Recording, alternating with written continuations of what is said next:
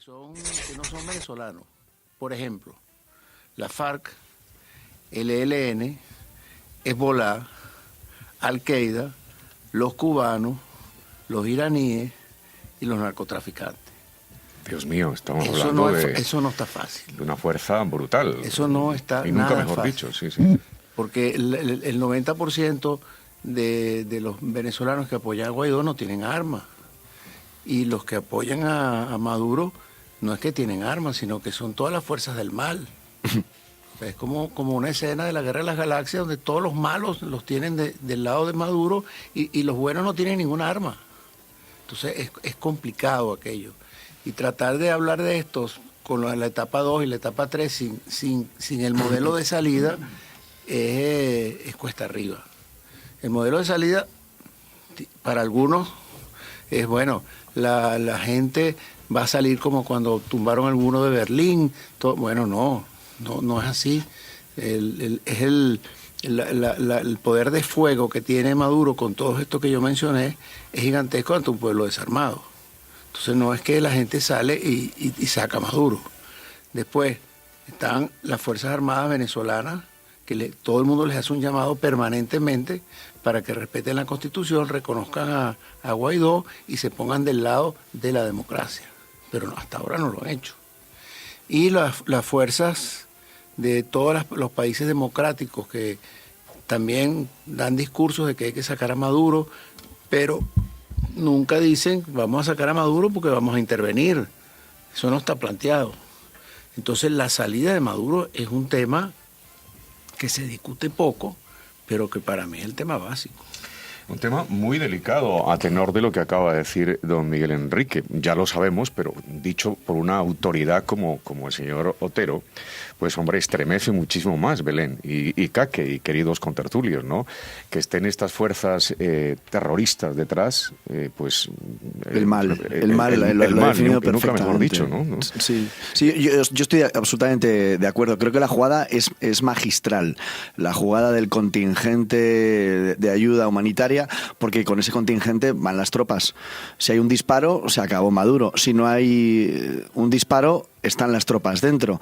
Entonces yo creo que la jugada es magistral porque va de acuerdo con la Constitución, va de acuerdo con la ayuda humanitaria y solo queda que Maduro coja el avión y se vaya. Es lo que quisiéramos todos, cogiera ese avión ruso y se fuera a Cuba.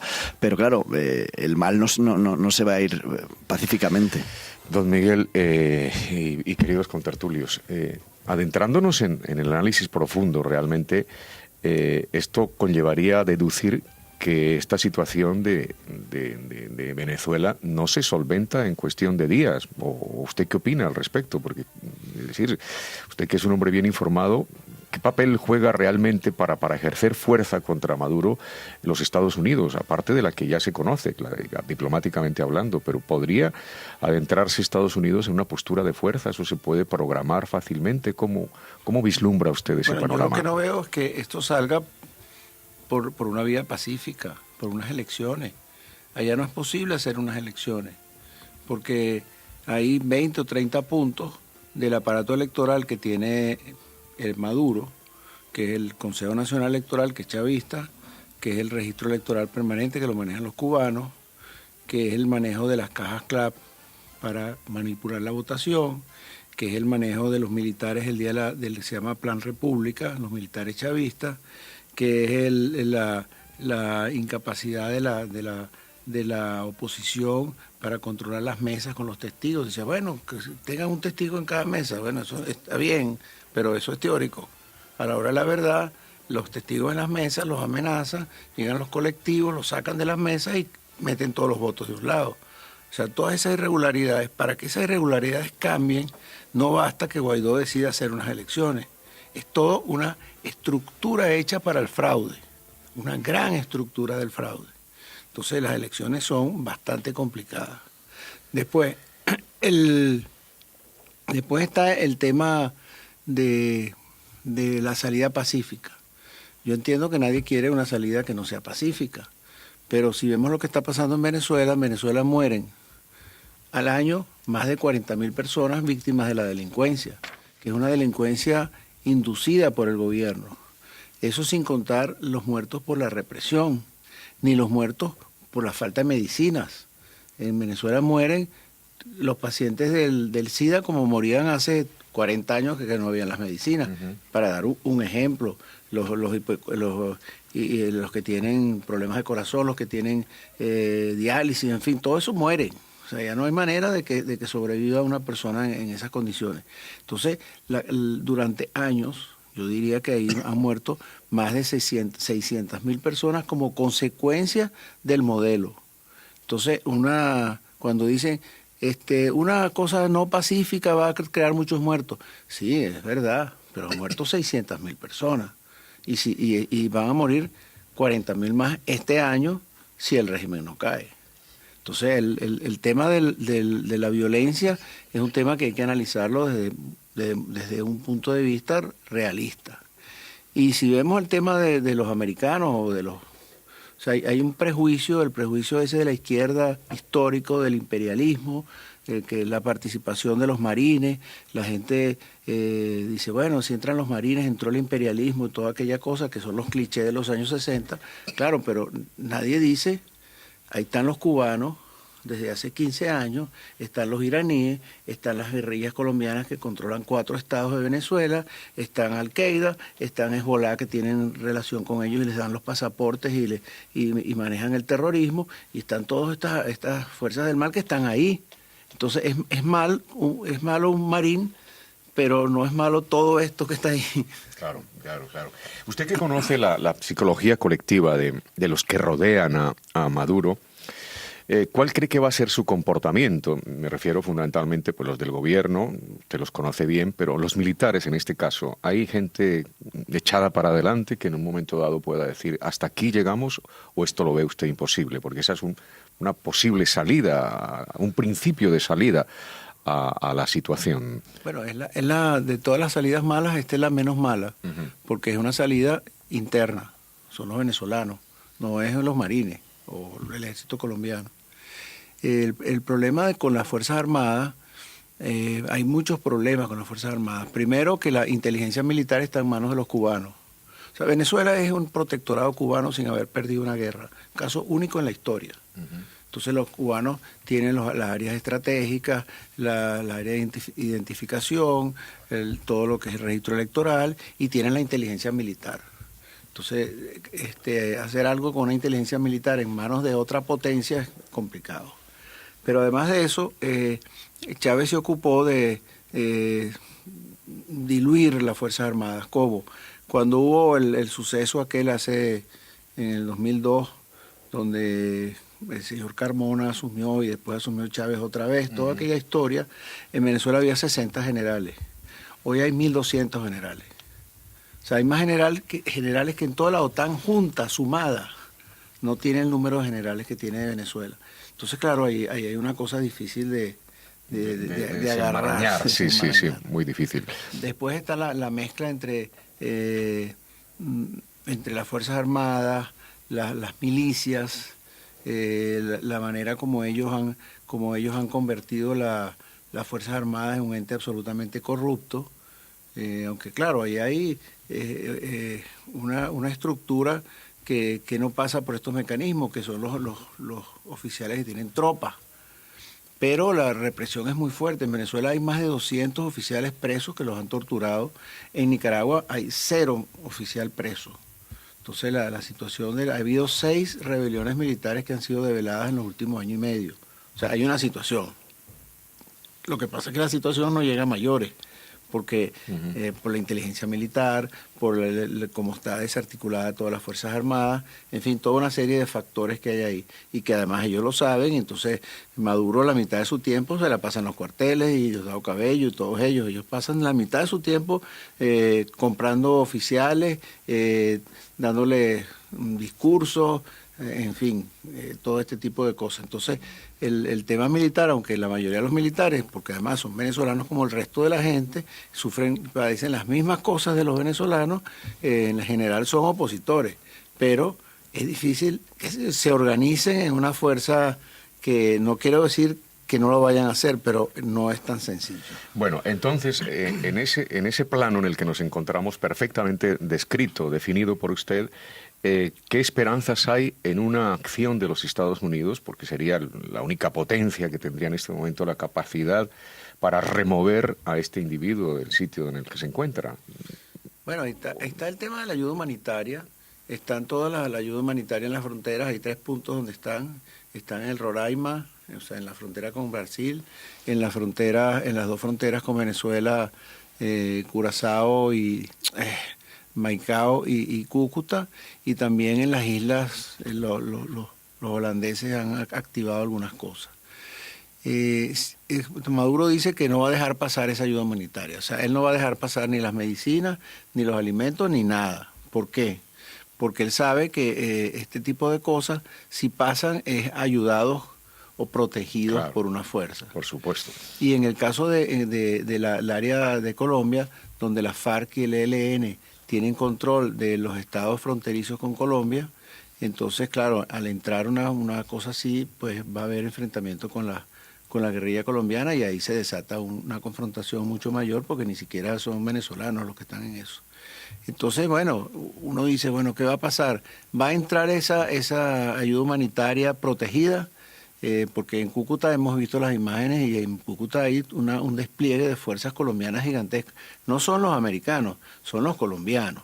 Porque más, para Colombia el tema de Venezuela es un tema complicado. Ya tienen 1,5 millones de venezolanos en Colombia, y si esto no cambia van a tener 2,5 millones de venezolanos allá. Eso es un drama para un país, que le por lleguen supuesto, 2,5 millones por supuesto, de personas que no tienen nada, además. Exacto, que lleguen y tienen que ver cómo los mantienen. Entonces, el problema fronterizo con Colombia es un problema gravísimo que solo se resuelve sacando a Maduro. No hay otra manera, porque si no la gente... yo estaba en Cúcuta, que estuve hace algunos meses, y eso es como la salida del Bernabéu, 14 horas diarias. Dios mío. O sea, eso es un río de gente a toda hora, bueno, cuando está abierta la frontera, que son 14 horas diarias, un río de gente que va entrando en Colombia. Bueno, muchos siguen, ahí hay una sobrepoblación de autobuses, entonces hay unos autobuses que van a Ecuador, otros que van a Argentina, otros que van a Chile, y mucha gente se reparte para los otros países, pero la mayoría se quedan en Colombia. Muy generosa Colombia en este momento, ¿no? Sí, absolutamente. Es el presidente Duque, yo creo que en este caso, y Santos en su momento, pero Duque se está comportando muy bien.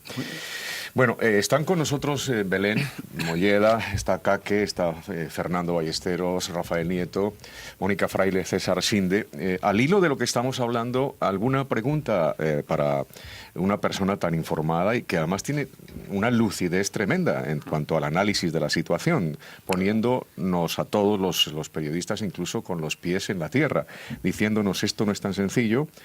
Obviamente se ha dado un paso importante, los pasos que se han dado estos días son trascendentes, pero no es tan fácil. Belén, tu pregunta. Sí.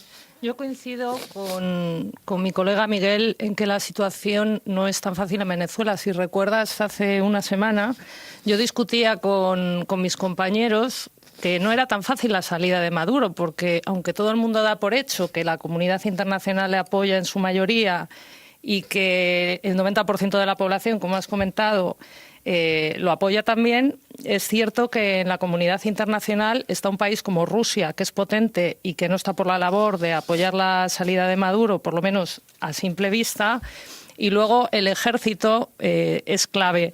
Ha comentado que en el ejército hay mucha gente partidaria de Maduro, sobre todo porque están pasando las mismas penalidades.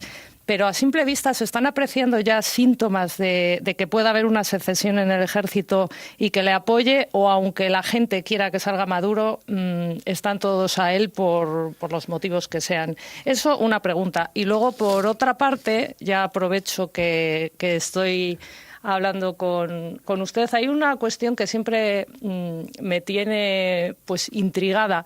Me gustaría saber el papel de Zapatero, si usted conoce a Zapatero, si ha hablado con él, si sabe muy bien qué hace ahí y si, como se sospecha, pudiera tener intereses un poco oscuros allí. Bueno, el tema de las Fuerzas Armadas, todo el mundo lo pregunta. Bueno, ¿y qué pasa con ese ejército? O sea, nadie entiende por qué un ejército que todo el mundo lo está llamando para que respete la democracia, la Constitución, todo el mundo lo está llamando para que actúe, para que se pare de frente ante las barbaridades del régimen, y no hacen gran cosa. Es la gran incógnita y ahí no, la respuesta que tengo es todo lo que expliqué antes, pero no tengo una respuesta más contundente que eso. Y en América Latina los militares son fieles hasta que dejan de ser fieles, tan sencillo como eso. Entonces uno siempre tiene la esperanza de que ahí haya en algún momento un cambio en relación a las Fuerzas Armadas, porque además el mundo entero se lo pide. No es que son golpistas, no, el mundo entero le pide, ustedes tienen que hacer respetar la Constitución y la manera de hacer respetar la Constitución es sacando a Maduro y nadie los va a llamar golpistas. Es más, hicieron una ley de amnistía, Guaidó y su gente, perdonando, para mí más de la cuenta, pero perdonando en un modelo de transición a los militares o a algunos militares, aunque hay cosas que no las pueden perdonar, porque aquellos expedientes que están en la Corte Penal Internacional o aquellos hechos de corrupción gigantescos, eso no hay manera de que los perdonen. Pero de todas maneras hay una ley de amnistía, o sea, han hecho todo. ¿Qué pasa con esas Fuerzas Armadas? Bueno, hasta ahora no ha pasado absolutamente nada, salvo esas rebeliones que han sido develadas, han sido varias, bastantes, han sido más de 6, pero no, hasta ahí ha llegado la cosa. En cuanto a Zapatero, bueno, Zapatero fue parte de un proceso de negociación que se inició con la administración Obama, que lo que logró fue que Maduro ganara tiempo y que se dividiera la oposición. O sea, ese fue el efecto que logró ese proceso a través de Zapatero y de otros elementos. Ahí estuvo metido el Vaticano, estuvo metido Shannon, estuvieron metidos otros países y eso fue una cosa catastrófica. Entonces... ¿incluida la acción del Vaticano? Incluida la acción del Vaticano en el momento. Yo lo escribí mucho. Inclusive llegué al Vaticano porque hay un cardenal amigo mío que lo hicieron cardenal y le entregué un documento al Papa directamente a él. Y la Conferencia Episcopal Venezolana estaba de acuerdo más conmigo que con el Papa. Entonces, bueno... ¿Qué le está pasando al Papa, que está como muy tímido en relación con su postura ante los acontecimientos de Venezuela? Bueno, es que es un Papa latinoamericano, era peronista, era argentino... O sea, es parte es parte del continente, no es un papa indonesio. Entonces, bueno, se involucra, a mi modo de ver, se ha involucrado de manera equivocada. Pero Zapatero fue parte de ese proceso, los americanos tenían como objetivo la apertura con Cuba y la paz en Colombia, no lograron ninguna de las dos cosas. La paz en Colombia no la lograron pacificar algo a Colombia, pero ahí está la guerrilla. En Venezuela están operando la FARC y el ELN libremente. Y con la apertura en Cuba no lograron ninguna apertura en Cuba. Entonces Venezuela era una especie de comodín en ese proceso y lograron alargar el régimen, fortalecer al régimen y dividir a la oposición. Y Zapatero fue un instrumento. Si él tiene negocios ahí, eso hasta ahora no han salido ninguna prueba concreta en relación a negocios o asesorías pagadas de Zapatero. Es la voz del editor del periódico El Nacional, Miguel Enrique Otero. Son las 8 de la mañana, 51 minutos, una hora menos en las Islas Canarias. Estamos dialogando de una manera clara, de una manera directa, muy concisa, con un invitado que acepta, pues como buen periodista, acepta todo tipo de preguntas. Belén, muy rápidamente, y damos paso a Caque, que ha estado en Venezuela en los últimos días y que obviamente nos trae testimonios también muy llamativos. Sí, muy brevemente habla de que la oposición, un poco por la actuación del Zapatero y el Vaticano, se dividió. ¿Sigue dividida la oposición o están ahora todos a una? Bueno, una de las cosas más importantes que logró Guaidó es la unión de la oposición. Hoy en día no hay ninguna, o sea, la oposición venezolana siempre la criticaban por sus divisiones y su problema de protagonismo y sus posiciones distintas sin un foco definido. En estos momentos está totalmente unida detrás de Guaidó y eso es algo muy, muy importante. Yo creo que eso es uno de sus grandes logros, aunque es un logro que lo logró circunstancialmente, lo logró por el momento donde él está, pero yo sí diría que la oposición está unida. ¿Usted conoce a este joven político personalmente, al señor Guaidó, no? Sí, claro. ¿Sí? ¿Qué tal es en corto? ¿Cómo es? Bueno, ¿Su personalidad cómo la define? él era de los jóvenes que estaban en las protestas en el 2017. Él viene de Vargas. Vargas fue cuando hubo el deslave, aquel que salía en todos los medios, cuando estaba Chávez. Vargas es una región, Es una región, sí, donde está el aeropuerto de Caracas. Y ahí hubo un gran deslave con unas lluvias y murieron 40.000 personas, y Guaidó era de Vargas. Entonces él jugó un buen papel ahí y se formó como líder. Él es parte de Voluntad Popular. Un chico de origen humilde, ¿no? Sí, humilde. Su padre vive en Tenerife, por cierto. Sí, lo sabemos. Taxista, ¿no? Por lo visto. Sí. Pero bueno, es un muchacho que tiene buena formación porque es ingeniero, y que además del carácter que tiene está mandado a hacer para lo que está haciendo. Fue una sorpresa. Todo el mundo le sorprendió. Si no hubiera sido una sorpresa, a lo mejor no estaría donde está.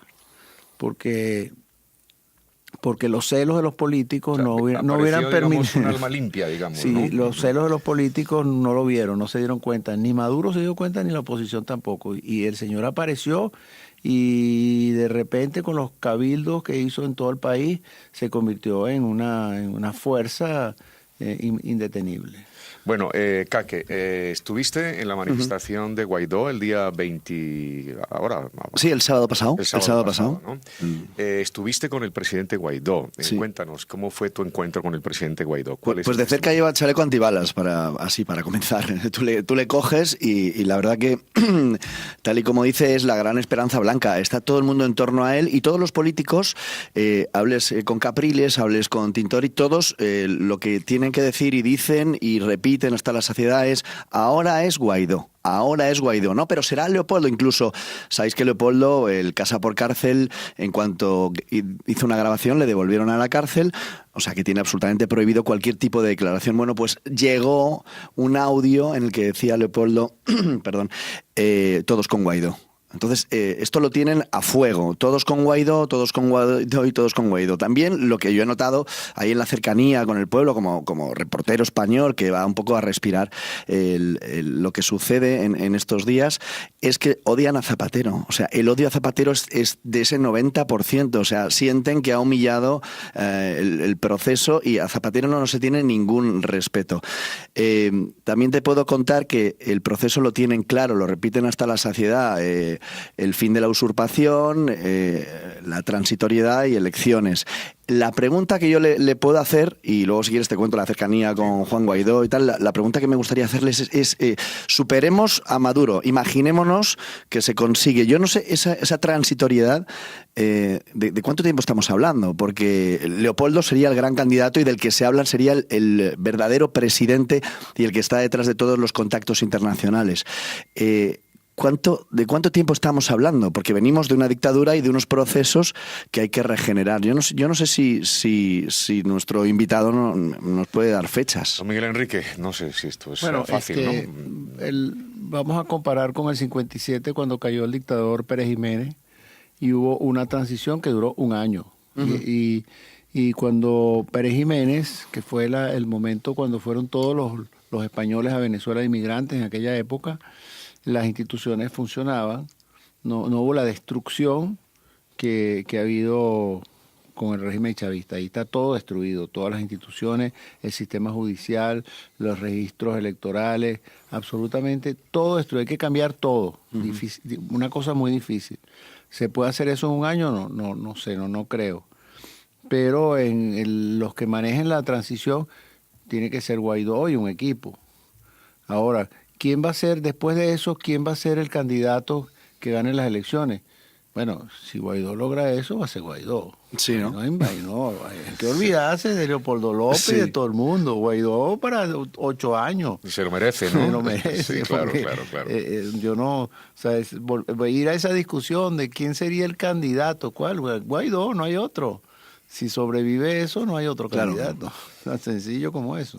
Son las 8:57. Los oyentes están llamando, muchos oyentes quieren participar. Tenemos oyente en este momento para que también se vinculen antes de darle la palabra a Rafael Nieto. Buenos días. Hola, buenos días. Sí, buenos días, señor. Adelante. Hola, yo quería cambiar un poco de tercio y comentar lo que habéis dicho esta mañana referente a Cataluña. No, pero estamos hablando de Venezuela en este momento, querido amigo. Si quiere, luego lo tratamos el tema, para no salirnos del tema de Venezuela. Pues vale. Vale, luego abrimos el micrófono para hablar de Cataluña. Sigamos con Venezuela.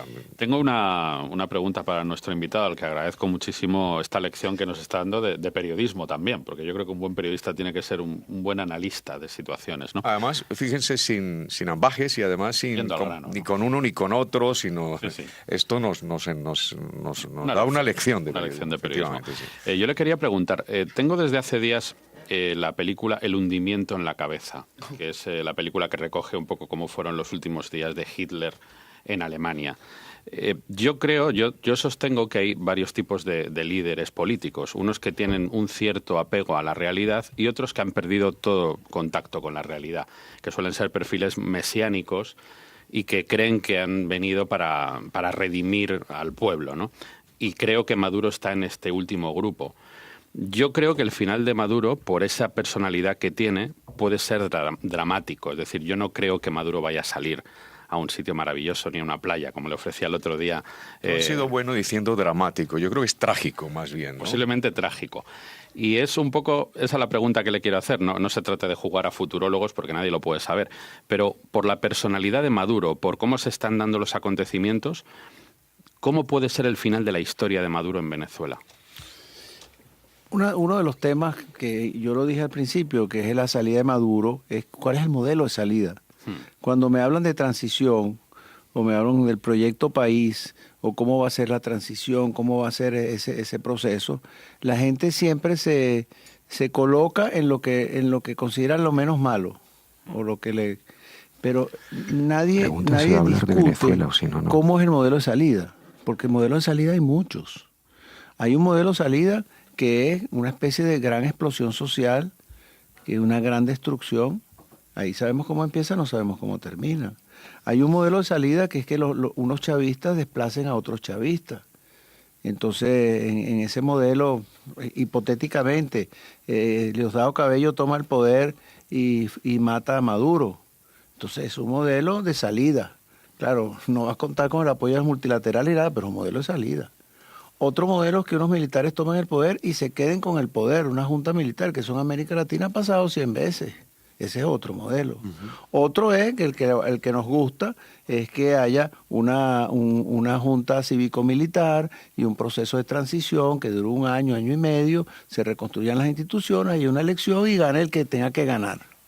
Ah, bueno, ese es el que nos gusta. Entonces todo el mundo habla de ese como si ese fuera el único modelo. Pero hay muchos modelos de salida. Uno quisiera que fuera el que a uno le gusta y uno quisiera que fuera el menos sangriento y además el que signifique un cambio y un regreso a la democracia en el tiempo. Entonces, en cada modelo de esos, la salida para Maduro es distinta. El maestro ha dado una lección estamos hablando de una persona, te agradezco mucho a propósito, Gustavo Eustache, que nos haya acercado al editor del periódico El Nacional, Miguel Enrique Otero. Muchas gracias al presidente del Foro para la Inmigración del Partido Popular. Buenos días, encantado, imagínate, un gran profesor, un maestro, ¿no?, que tenemos aquí hoy, hay que aprovecharlo. ¿Qué representa Miguel Enrique Otero, o ha representado y representará para el periodismo y la libertad de expresión en Venezuela? Pues, don Carlos, con mucho aprecio, lo tengo que decir, y mira que he tenido largas jornadas con don Miguel de debate, ¿no?, y de absorber la información que por años él ha manejado en Venezuela. Y la clave para mí como persona ha sido esa famosa anécdota de que le pusieron un cheque en blanco para quedarse con el periódico de él, y él dijo, no lo voy a aceptar. Eso es algo que muchas veces yo le he dicho a él, eso lo vamos a recordar todas las futuras generaciones de venezolanos, el decir cómo una persona mostró su integridad diciendo no a un cheque en blanco y aguantó hasta el último momento, hasta que prácticamente el régimen le tuvo que quitar el papel físicamente para no poder sacar la edición del periódico de lo que el Nacional representa para los venezolanos. Qué dolor, ¿no? Querido don Miguel Enrique Otero, tener que salir, dejar su niño, su periódico, ¿no? Que tanto quiere, ¿no? ¿Cómo le acogotaron a usted? Cuente esa anécdota para poder salir de Venezuela y sobre todo para dejar de imprimir el diario de su corazón. Bueno, es que el modelo autoritario de estos populistas es distinto a los modelos tradicionales bananeros. O sea, en las dictaduras en América Latina han sido, o la dictadura bananera, que era la dictadura arbitraria que tomaban todo por asalto y ponían preso a la gente y hacían tomaban los medios y hacían censura previa o dirigían el medio como quisieran, o la dictadura del proletariado, que es la cubana, donde el Partido Comunista es el que maneja los medios de comunicación y es de un contenido ideológico férreo y de una sola línea. Los populismos autoritarios son distintos porque son sistemas híbridos. Entonces ellos siempre dicen, no, aquí hay libertad de expresión, le compren el Nacional para que ustedes vean. Claro, van comprando el Nacional, pero la ventana a la libertad de expresión la van cerrando. Y entonces ellos tienen en el plan de la patria que llamaron al principio, tenían un concepto que es la hegemonía comunicacional, que es el modelo cubano en el largo plazo. En la hegemonía comunicacional, ellos primero comenzaron con la radio y la televisión, haciendo una ley punitiva muy discrecional, cerraron Radio Caracas Televisión, que era la gran televisora, y con la ley, pues por ejemplo, hoy en día una estación de radio nombra a Guaidó y la cierran. O sea, es autocensura, es una autocensura férrea. Brutal. Con los medios impresos fue un poco más complicado y lento, porque los medios impresos son más combativos. Entonces todos los instrumentos de represión sobre los medios impresos no les funcionaban, hasta que descubrieron cómo hacerlo, que es eliminando el papel. Entonces al impedir el suministro de papel, pues los periódicos los 50 periódicos independientes en Venezuela dejaron de producirse, salvo algunos que ellos compraron, que es el ejemplo de la compra con dinero público. Y después queda Internet, pero Internet ellos la bloquean con las telefónicas. Ellos ordenan a Telefónica y a las otras operadoras que bloqueen Internet. Entonces, nosotros tenemos una página web que es poderosísima, con un tráfico gigantesco, pero a lo mejor no la ves en Barquisimeto porque la tienen bloqueada. Entonces, en Venezuela las web tampoco se ven. O sea, el Nacional no se puede ver en Caracas. El Nacional como Nacional Web no se ve. Lo que nosotros, ¿cómo se ve? Bueno, nosotros utilizamos las redes sociales, Instagram, Facebook y Twitter, y a través de las redes sociales logramos que la gente pueda ver las noticias. Y hay un sistema con el cambio del VPN, pero es medio engorroso y además sirve solo para Android. Entonces cambias el VPN y ya entras es como si estuvieras en Venezuela, pero realmente para la computadora tú estás en Australia y puedes ver todo. Pero es engorroso. Engorroso, ¿no? Sí, entonces Venezuela es un país donde la información está totalmente bloqueada, totalmente. Ya en la hegemonía comunicacional ellos la lograron. Lo único que se salva es las redes sociales y las cadenas de WhatsApp. Llevamos ya 35 minutos dialogando con Miguel Enrique Otero. Estamos con Caque Minuesa, con la presencia también de Fernando Ballesteros, Rafael Nieto, con Gustavo Eustache, con Belén Molleda, Mónica Fraile, con César Sinde.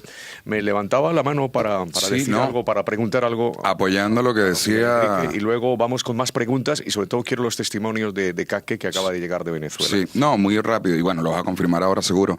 Tenemos un problema, tenemos el internet más lento de Latinoamérica.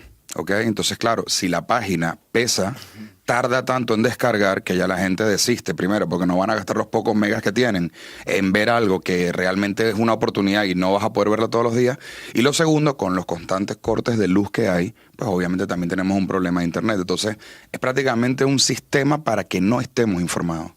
Caque, ¿cómo encontraste el día a día? ¿Estuviste que 2-3 días en Venezuela? Sí. ¿Pero te dio tiempo a ver las tiendas, a acercarte a los Me dio tiempo a ver supermercados? que no hay de nada, que es normal comer y cuando te pasan el menú, pues te están diciendo y no hay de esto, y no hay del otro, y no hay del otro, que te tomas 3 cervezas, que son 15.000 en la moneda, y ese 15.000 es lo que cobras al mes. Estamos hablando de 4 euros, $4 al mes. Estamos hablando de que con eso te compras una barra de pan y tienes que vivir todo el mes. Entonces, los que llegamos de fuera vivimos otra realidad, porque nos juntamos con ellos, nos lo cuentan, pero luego dormimos en el hotel y tenemos agua. Y los que nos están contando de las desgracias del pueblo venezolano, nos lo están contando en primera persona. No lo cuentan como algo ajeno. Entonces, yo creo que por eso es la gran esperanza, por eso algunos le llaman el Obama latino por su forma de hacer el discurso, porque está todo el mundo tan ilusionado, porque es ahora o nunca. O sea, cuando me volvía,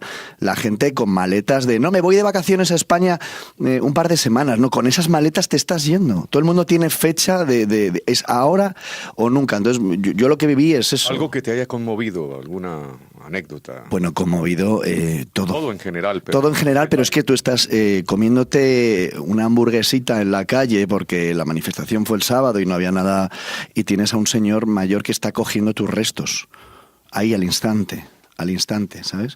O sea, es terrible, ¿no? Y estás trabajando con la gente que estás trabajando, sabes el dinero que están ganando y sabes, bueno, ese momento no es de mirar en los contenedores, sino de mirar en la hamburguesita que te acabas de comer, el señor mayor cogiendo los restos, es terrible, ¿no? Es terrible. Y luego ver que todo el mundo tiene a alguien que le han secuestrado, todo el mundo tiene, o sea que es el 90%, y también con lo que me quedo escuchando el discurso de nuestro Miguel Enrique.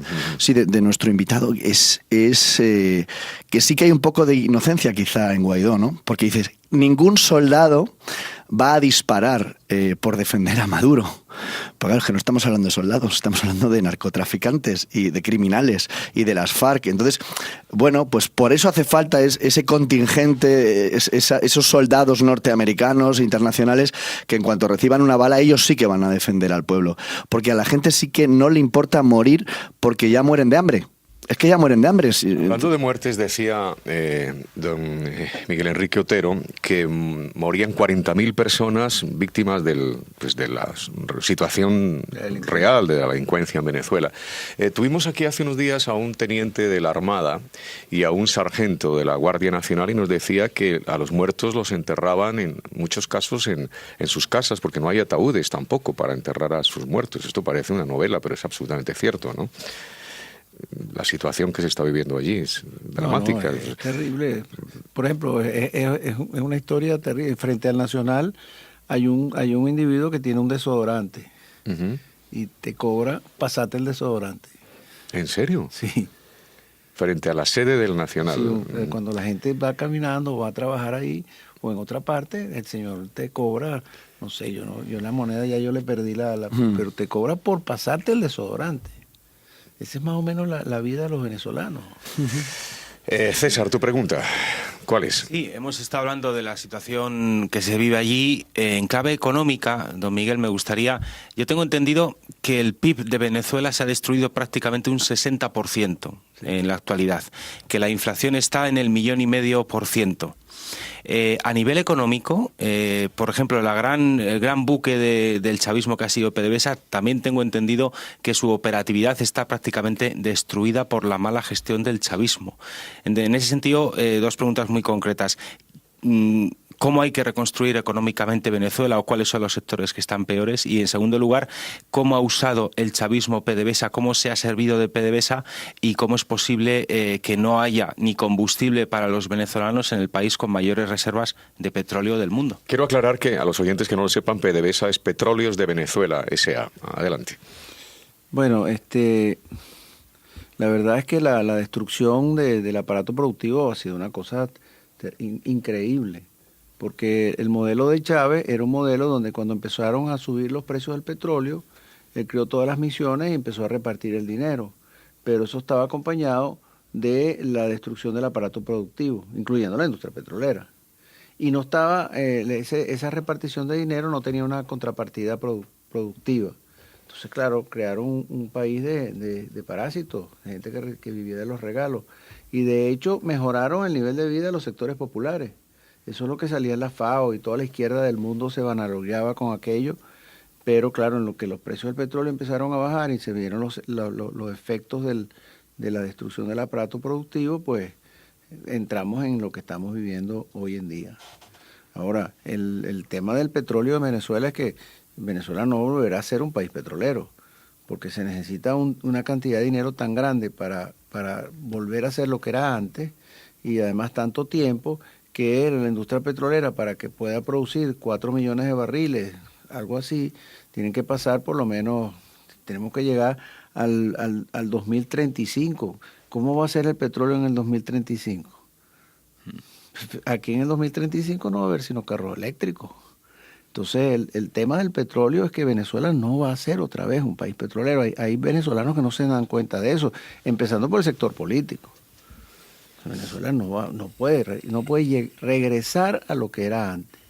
Ahora, como el modelo de Venezuela tiene muchas riquezas. Si el modelo de salida, tengo que decir, si el modelo de salida, que es el que nosotros queremos, porque hay que ponerlo en esos términos, primero tiene las multilaterales en BID, Banco Mundial, en Fondo Monetario, y trabajan 500 venezolanos. Eso está invadido de venezolanos que están trabajando pensando en la reconstrucción.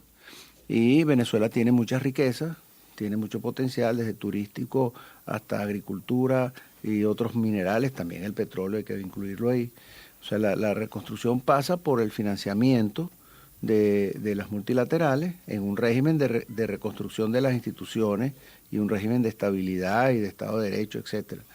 Entonces no es tan complicado porque no es un país devastado de sus riquezas físicas, está devastado de su aparato productivo que se reconstruye. Entonces Venezuela no va a tener tantos problemas, el rebote va a ser grande. La verdad es que le agradezco muchísimo su presencia en estos micrófonos, porque muy pocas personas han hecho este análisis tan profundo, además tan objetivo y sobre todo tan didáctico de lo que pasa y lo que puede pasar en Venezuela en los próximos años. Cuando habla de 2035, el señor Otero, estamos hablando de 16 años, que no es nada, está a la vuelta de la esquina. Aparentemente nos parece que es, no sé, dentro de muchísimos años, pero no lo es. Mónica, ¿quieres preguntar también, no? ¿Cuál es la pregunta? Yo quería preguntarle al señor Otero sobre la nueva iniciativa que ya ha anunciado el régimen chavista. Hemos oído a Diosdado Cabello decir que van a poner en marcha unas elecciones legislativas para cargarse la Asamblea Nacional de Venezuela. Esto, evidentemente, es uno de los pasos que está dando el régimen para deslegitimar a Guaidó y quitarse de en medio a toda la oposición. ¿Qué es lo que se huele o vaticina en relación con esto? Porque el pueblo de Venezuela no lo va a aceptar, la oposición no ha participado en las últimas elecciones. ¿Qué podría pasar con todo esto? Eso puede ser una excusa para disolver la Asamblea y llevarse preso a todos los diputados, incluyendo a Guaidó, porque ellos tienen las armas, ellos tienen el poder de la fuerza, la tienen ellos, porque ellos no pueden hacer una elección parlamentaria, no va a tener ningún tipo de credibilidad. Una elección, además, ¿por qué una elección parlamentaria? Si la que es ilegítima es la de presidente, entonces quieren hacer una elección parlamentaria con ese Consejo Nacional Electoral, con toda esa estructura. Entonces es una excusa para otra cosa, y probablemente la otra cosa es, entonces, como va a haber una elección parlamentaria, vamos a disolver la Asamblea y vamos a detener a estos delincuentes, entre comillas. Pero eso, digamos que eso puede ser un poco la estrategia de ellos. ¿Y eso sería el punto de disparo, a lo mejor, de una intervención a nivel internacional? ¿Podría ir la comunidad internacional a actuar más allá del reconocimiento a Guaidó? La comunidad internacional no es el modelo. Invasión de Normandía no existe. Eso existe en el deseo de la gente. Lo único que puede existir es que la ayuda humanitaria esté acompañada de efectivos protegiéndola, y como están todos esos malandros acompañando al gobierno, pues entonces actúen contra ellos y maten a unos soldados colombianos o americanos, y entonces ahí se les va a armar un lío grande. Son las 9:16, una hora menos en Canarias. Oyentes, si quieren preguntar a don Miguel Enrique Otero u opinar, háganlo ya mismo. Tenemos los micrófonos abiertos, 91 535 1614, 91 533 9021. Buenos días. Sí, adelante, buenos días. Adelante, señora. Buenos días. Bueno, pues yo quisiera preguntarle a este señor si verdaderamente pueden expulsar a este señor, porque es que están pasando los venezolanos por tal mal momento, y el hambre y las necesidades que están pasando, que yo no puedo hacerme la idea de que no puedan echar a este señor, porque mientras que esto pasa, este señor sale en un vídeo bailando sus salsas como si no pasara nada en su país, como si todo fuera estupendamente. Esa es mi pregunta a este señor Guaidó. Muchísimas gracias, señora. Pues la pregunta del millón. Sí, claro, pero es que quien controla, quien pone las esposas es el mismo señor. Sí, delicado, ¿no? Guaidó no tiene cómo ponerle esposas a nadie. Quien pone esposas es Maduro, su policía, su policía política, su ejército. Eso es lo que ponen las esposas. Lamentablemente es así. Maduro tiene años cometiendo atropellos y no tiene ningún juicio, ni tiene no hay ninguna manera en la cual una justicia interna haya podido. Él tiene todas los juicios y todas las condenas en el exterior, pero tendría que salir para que lo agarraran. Tiene inclusive los sobrinos presos por narcotráfico en el estado de Nueva York con unas condenas largas, pero allá adentro no lo van a poner preso. Eso lamentablemente es así. Tenemos más llamadas. Buenos días. Buenos días. Adelante, su pregunta para el señor Otero. Oiga, soy Pepita. Sí, doña Pepita, adelante. ¿Sabe lo que le digo? Sí. Que mi prima, la de Venezuela, trabaja en el Nacional. No me diga. Claro que hace mucho tiempo, porque ella se fue con 20 años y hoy tiene 80. ¿Y trabajó en el Nacional? En el Nacional, Paquita Alcaraz o Paquita Peñeiro, claro, porque allí se coge el nombre del marido. Claro, ella. Escúchelo, no se marche, Pepita, que le va a hablar don Miguel. Mire, escuche. Muy amiga, ella era jefa de publicidad y trabajaba 20 horas al día, era espectacular. Vendía bien, ¿no? Vendía bien, Paquita. Sí, vendía bien. Qué detalle más bonito, Pepita, ¿ha visto? Ella nació en la calle de la Montera, en Madrid. Pero qué detalle, se ha emocionado, ¿no, don Miguel? Bueno, el Nacional se fundó y se construyó con una cantidad enorme de españoles. Había el primer jefe de redacción. Con 20 años se fue y tiene ahora 80. Ya no trabaja, claro. Claro. Ajá. Pero está siempre en el Nacional. Qué maravilla. ¿Conoce usted Venezuela? No he ido. ¿No la invitó? Tiene el gusto. ¿Nunca la invitó su prima? Ir allá a Venezuela y hablar con ella. Le dice usted que está hablando con su prima Pepita. Vale. Pues qué detalle que don Miguel la recuerde y además nos ha dado datos específicos de lo que hacía esta señora allí, ¿no? Qué bonito. Qué bella es la radio. Le voy a comentar una cosa.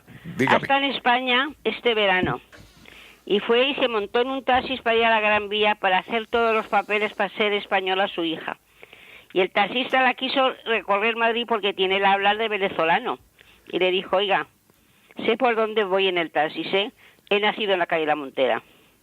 Eso es lo que iba a hacer el taxista, llevarle a conocer Madrid. Deje de darme vueltas, ¿no? Quería darle vueltas por Madrid. Y otro tema, volvió, ha metido usted los taxistas en estos momentos justo.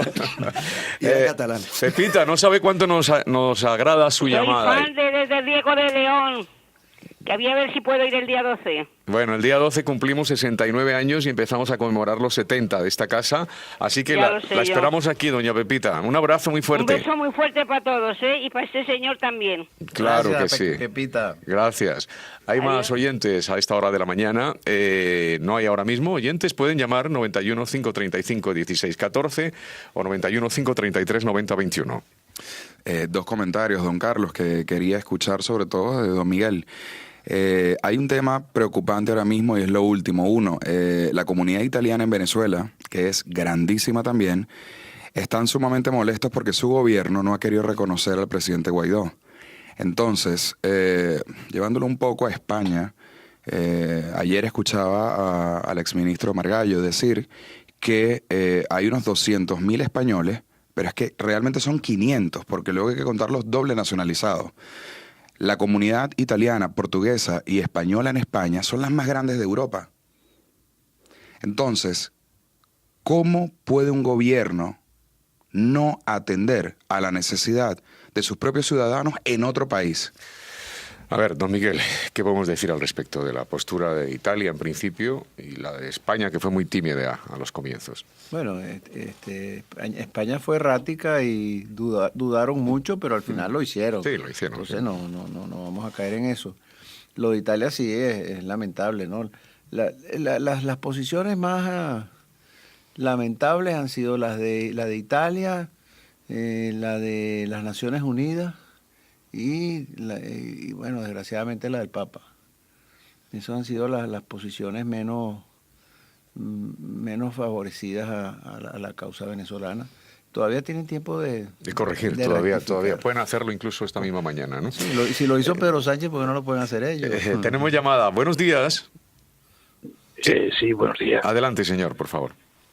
Para el señor Otero agradecerle la mesura con la que está hablando de estas circunstancias y con la experiencia que él tiene, que podría darnos una lección de todo lo que fue la Venezuela, digamos, aristocrática, antes del movimiento chavista, con población pobre que periódicamente se revolvía, se aplacaba, etcétera.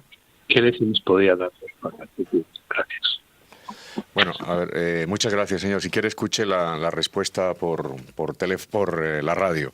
Le pregunta que qué elecciones se podría dar después de haber tenido gobiernos anteriores, que había un bipartidismo, COPEI, ADECOS, etcétera, en relación con lo que está pasando ahora mismo. Bueno, lamentablemente ese es un tema latinoamericano, que es el tema de la distribución del ingreso. O sea, hay justicia social, ¿no? Sí, nadie ha avanzado mucho en ese tema en América Latina y es el caldo de cultivo para los populismos autoritarios que no resuelven nada, pero engañan a la gente, crean una falsa esperanza. Y en el caso de Venezuela, pues Chávez no cayó en paracaídas. Chávez es producto de lo anterior, de un país lleno de desigualdades, de un país con una estructura política muy desgastada, y Chávez pues realmente se coloca como un líder carismático que además su tesis era la tercera vía de Blair, no tenía nada que ver con comunismo, ni Cuba, ni nada por el estilo, y convence a la gente. De hecho, la primera encuesta que se hizo después de que él ganó las elecciones, 6 meses después, el 85% de la población estaba con él, o sea, todo el mundo. Muchos de los que dicen, yo nunca apoyé a Chávez, ¿y cómo estabas tú en esa encuesta del 85%? Entonces, el tema es un tema estructural en América Latina. Quizás países como Chile han mejorado, pero todos los países de América Latina son un mundo de pobres. O sea, Brasil, México, misma Colombia. Entonces, el tema de la distribución del ingreso, que es un tema que se resolvió en el sureste asiático y en todos esos países, en América Latina es el gran tema. Ahí siempre vamos a tener peligro de los populismos autoritarios. Ahí ha puesto el dedo sobre la llaga, don Miguel. Buenos días, hay otros oyentes que quieren hablar a las 9:25. Buenos días. Pues muy buenos días. Buenos días, señor, adelante. Vamos a ver, en primer lugar quiero felicitarles por haber traído el testimonio de don Miguel Otero, que me está demostrando que es un periodista, un gran periodista, con una clarividencia extraordinaria.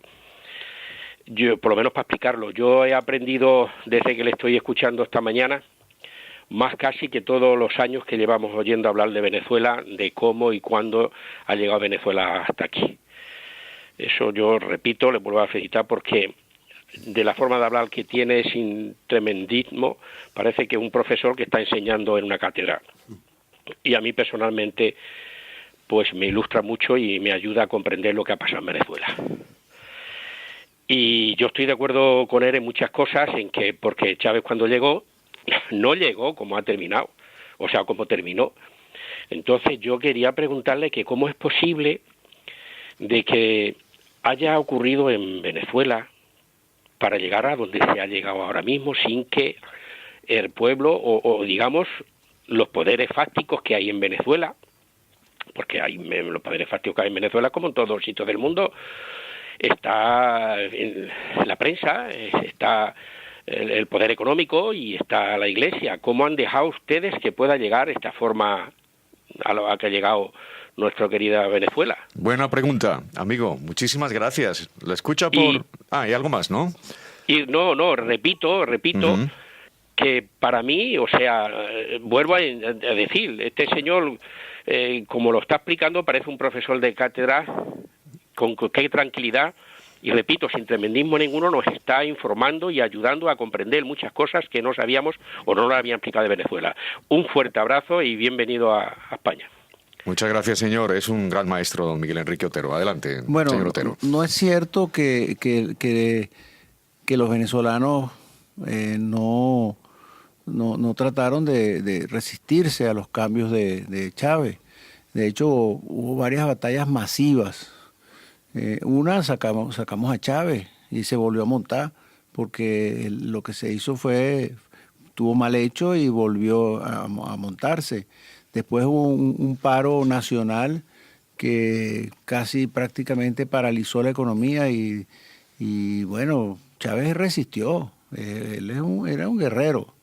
Entonces, otro gobierno en otro momento no hubiera resistido. Eso fue otra batalla masiva. Después hubo referéndum revocatorio, que fue otra acción masiva de los venezolanos, y al final pues nos hicieron trampa, y bueno, ahí la dirigencia de la oposición no tuvo la fuerza suficiente como para resistirse a esa trampa, pero fue batallas masivas. O sea, los venezolanos han dado batallas masivas contra el régimen y se han perdido lamentablemente. Pero es un régimen que logró el apoyo popular con la repartición del dinero durante muchos años. Ahora es que no tiene el apoyo popular, porque el modelo era un modelo inviable. El modelo de la repartición, el modelo de desmontar el aparato Todo eso productivo. se acabó, claro. Eso se acabó y ahora no tiene el apoyo de la gente, ahora tiene el apoyo de los narcotraficantes, el Hezbollah, los cubanos, entonces ya se atrincheró con las fuerzas del mal. Entonces, que también defender a un país de las fuerzas del mal no es nada fácil. Solamente en las películas se gana fácilmente una cosa así. Bueno, tenemos más comunicantes, sí, a las 9:29, y luego la pregunta de Caque, y a Fernando, que no le hemos dejado todavía preguntar. Quiero que todos los compañeros de la mesa pregunten a don Miguel Enrique Otero, nuestro invitado especial. Buenos días. Muy buenos días. Adelante, señor, su pregunta. Encantado. Bueno, pues, don Miguel, yo quería hacerle la pregunta. ¿Cómo es posible que Estados Unidos y la OTAN no hayan intervenido para derrocar a un sátrapa como el Maduro? Ocurrió hace unos años lo que en Panamá con un general llamado Noriega, que fue derrocado, e incluso se tuvo que ir a la catedral, y ya sabemos lo que pasó incluso en Libia. El general que ya conocemos, y lo que ocurrió en Irak. Y esos regímenes ya han quedado totalmente derrotados. Entonces, en este caso, es verdad que Donald Trump está amagando por lo que está ocurriendo respecto a esto. Efectivamente, está Maduro pues con las fuerzas del mal, como muy bien ha indicado. Pero yo hago la pregunta, ¿podría ser, en un caso extremo, que haya una intervención militar por parte de Estados Unidos para, de una vez por todas, empiece el régimen de Maduro a debilitarse definitivamente? Muchas gracias, señor. Escuche la respuesta a través de la radio. Muchas gracias. Bueno, puede ser, pero no es el modelo realmente actual para una cosa como la de Maduro, no es la invasión de Normandía. no estoy muy seguro que los americanos están dispuestos a hacer eso. Para empezar, el Congreso de Estados Unidos no le va a permitir a Trump hacer algo así. Ellos han buscado una ruta alternativa a través de la intervención humanitaria. Vamos a ver si la llegan hasta el final. Pero que la OTAN vaya... si ha costado tanto trabajo lograr que reconozcan a Guaidó, imagínense si vamos a lograr que la OTAN vaya y derrote a Maduro. No es tan sencillo. Belén, ¿quieres preguntar algo? Sí, yo quería Luego preguntar Fernando. acá, que hemos oído hablar aquí al colega Miguel Enrique Otero de cómo estaban informando en el Nacional. Caque acaba de estar en Venezuela y quería saber qué procedimiento has tenido que seguir para poder informar desde allí, Sí. y si has tenido absoluta libertad de movimientos cuando has estado Pues tú haciendo tu fíjate que trabajo. cuando cogí el avión, la noticia era, acaban de entrar en la sede apatada de la agencia EFE, acaban de detener a periodistas españoles. Entonces yo lo que hice es entrar como turista. O sea, llegué, lo planifiqué con tiempo, porque hablé con el vicecónsul, con el encargado, con el que me decían que era el embajador, que bueno... quien me iba a solucionar el tema al final, y me dijo, mira, Caque, aquí hay 5 folios que tienes que rellenar y tienes que avisar con 5 días de que vas a realizar una labor periodística, y entonces luego te dirán si te autorizan. Digo, claro, entonces no hago ni la manifestación ni nada. Otros compañeros que han llegado y se han acreditado como periodistas han estado a punto de expulsarles. O sea que facilidades ninguna. Perdona que te interrumpa. La cámara, ¿fuiste con cámara? No, de claro que no, claro que no, claro que no. Yo fui a ver a mi novia venezolana, es lo que dije allí a los soldados. O sea, si te cuento un poco lo que hice, pues ya no volveré a entrar, pero vamos, ya es la segunda vez que consigo entrar. Pero claro, es que es una dictadura, es que no te recibe la policía, te reciben los soldados. Entonces ellos tienen órdenes, y además aquí tú estás pasando las maletas y ponen, aquí no se habla mal de Chávez. O sea, estás hablando y estás mirando a los lados, es una dictadura. Entonces... ¿Cómo eso que dice? ¿Hay carteles? Que... Sí, donde tú pasas las maletas hay un hashtag, aquí no se habla mal de Chávez, así para empezar. Entonces dices, hola, ¿qué tal? Entonces, claro, tú te cuenta, no ya solo pasear y ver el rostro de Hugo Chávez, el dictador por todos lados, no, es que tienes que ir con cuidado. Entonces, incluso a la gente con la que tú llegas a un acuerdo para que te ayuden, tienes que ir con una moto, otra moto de seguridad, otra moto de seguridad para el de seguridad, para que se lleven el material, y todo con mucho cuidado, porque luego tú te vas y ellos se quedan allí, tienen que saber si tú la lías, o sea, te dicen, ten cuidado y ve con perfil bajo. Digo, vale, perfil bajo, pues entrevisto a Guaidó, a Lilian Tintori, naturalmente, un perfil bajo, seamos irónicos, ¿no? O sea, yo voy a darlo todo, pero claro, vas a darlo todo, y si por la tarde quieres grabar, te puedo enseñar mi fotografía con mi chaleco antibalas y mi casco. Porque por la tarde, cuando se termina la manifestación, lo que se dedican es a reprimir, lo que se dedican es a dar rienda suelta a los chavales que llamaba Hugo Chávez. Sí, que buscan para comer. Entonces, bueno, entre los que queman los neumáticos, cortan las carreteras, y los que protestan, ahí se producen muertes, y es lo normal. Entonces, el trabajo ahí es para contarlo y dar gracias a Dios por vivir aquí. O sea, es terrible, es terrible. Fíjate que este verano... por coger de tu pregunta, de mi respuesta, e irme a la pregunta, don Miguel, me fui a Nicaragua, donde el socialismo del siglo XXI también impera. Y allí, pues, siguen las instrucciones de ese cuarto poder, el ejecutivo, legislativo, judicial, y el poder electoral, que esa es la gran maquinaria de la que hablábamos, con la que se estafa a los ciudadanos. Y ese poder electoral hace que luego tengan los medios de comunicación, y que luego tengan la esposa de Daniel Ortega habla 1 hora todos los días a lo presidente, y dice porque Dios lo quiso, porque además es un socialismo cristiano, ¿no? Bueno, pues viendo ese paralelismo, yo quería preguntarle porque yo le veo que tiene muchas batallas y tiene mucha desesperanza, pero quería ver si en los ojos tiene la ilusión que tienen hoy en día los venezolanos. Porque no sé si estamos hablando del número de muertos, pero yo creo que este es el fin del chavismo. ¿Usted está convencido de que vamos a pasar etapa? Buena pregunta. Bueno, yo estoy esperanzado como el resto de la gente. Yo simplemente soy un poco práctico. ¿Cómo es que va a salir Maduro? Yo me hago esa pregunta todos los días, porque no basta tener el 90% de la población, una población desarmada. Y el Trump diciendo que él quiere que salga Maduro. O sea, si no manda marines, no sale Maduro. Y si esa población no tiene el apoyo de las Fuerzas Armadas, no sale tampoco Maduro. O sea, es un problema práctico. O sea, eso se puede enquistar. O sea, Guaidó puede durar meses así, enquistado. O sea, lamentablemente esa es la realidad, hay que ser realista.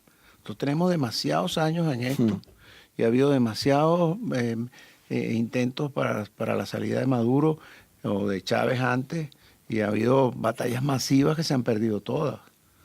O sea, yo imagino que en algún momento ganaremos. Ganaremos. Y ahorita estamos en mejores condiciones que en muchas otras en los últimos tiempos. Pero no tengo claro el modelo de salida. Contestación sincera y muy práctica, además, muy fotografiando la realidad y definiéndola como es, ¿no? Fernando, tu pregunta, 9:37. Ha habido un oyente que ha tenido una intervención que la verdad es que yo estaba pensando lo mismo y lo iba a decir, solo quiero recordar el oyente que es la diferencia entre escuchar al profesor y escuchar otras veces que hemos oído hablar de Venezuela, ¿no? El tono y, lógicamente, hablando desde el corazón. Y todo lo que hemos aprendido. Entonces mi pregunta es, en relación a esto y las distintas formas que hay que hablar sobre ese problema, en España se ha hablado mucho de Venezuela en los últimos años. Ahora sí, ahora ya había que dar un paso diplomático, se ha dado y bueno, nada que objetar. Supongo, además lo ha dicho, se tardó, fue errático, pero se hizo. Pero todo este tiempo anterior en el que Venezuela ha estado en el debate político español, ¿cree que se ha hecho en España, aparte de el amor que se pueda tener por Venezuela, tal vez demasiada política interna utilizando el nombre de Venezuela estos últimos años?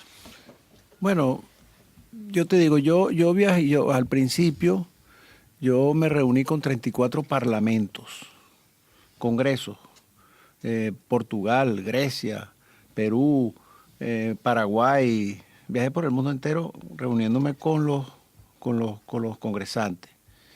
Y era complicado porque estaba el discurso del Foro de Sao Paulo. Chávez había reivindicado a los sectores populares porque le había mejorado su nivel de vida y uno trataba de explicar, mira, eso no va a funcionar. Y bueno, solamente los conservadores estaban claros, los conservadores que el PP. Aquí los demás no estaban claros, salvo Felipe González, que siempre estuvo claro. Pero era lamentable, cuando uno iba a Grecia o a Italia o a Portugal, era terrible. O sea, los conservadores eran un grupito y los demás eran todos. Eso fue cambiando.